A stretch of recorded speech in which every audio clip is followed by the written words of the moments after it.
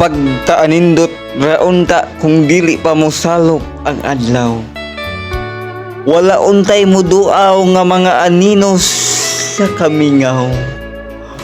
Karon nagkahinandas matugnaw nga kahaponon. Moabot na usab ang laing mamingawong kagabhion. Timaan nga duol na ang panahon nga kita magkalagyo. Mahagtos na usab ang kuldas sa tunggugmang gihimugso. Ang atong pagminahalay nga daw way kamatayon.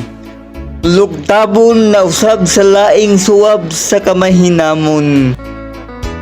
Dili na gayud ako malimot kanimo og sa atong mga kagahapon. Bisan pa man og pukawon ang halawom kong katulogon sa mga damgog daman sa mga kaagitang halandumon. Mas malimot patingali ang adlaw paghalok sa iyahang salupanan. Mas malimot patingali ang dagat paghalok sa iyang lapiyahan. Ug mas malimot patingali ang tubig pag-agas sa iyahang tinubdan. Ug labaw pang mas malimot tingali pag-awit ang mga kalanggaman.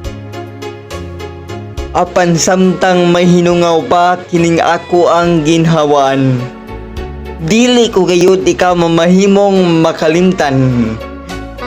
Kay ang imong pangalan nahimpatik na sa kasaysayan sa akong kinabuhi. Ug ikaw dagayud ang maanyag nga binuhat nga maoy bugtong kong pinili. Himuon kong gabayan ang imong kaligdong ug kabuutan. Niining akong pagpanaw ug mahilayo kanimo sa pipila ka mga bulan.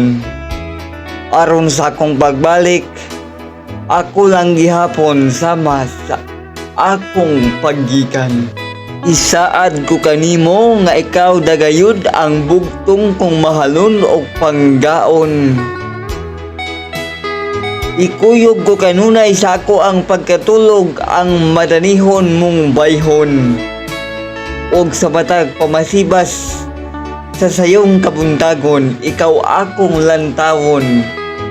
Diha sa halayong panaw, ikaw akong higugmaon. Og ikaw lamang gayud ang bugtong kong paghahandumon.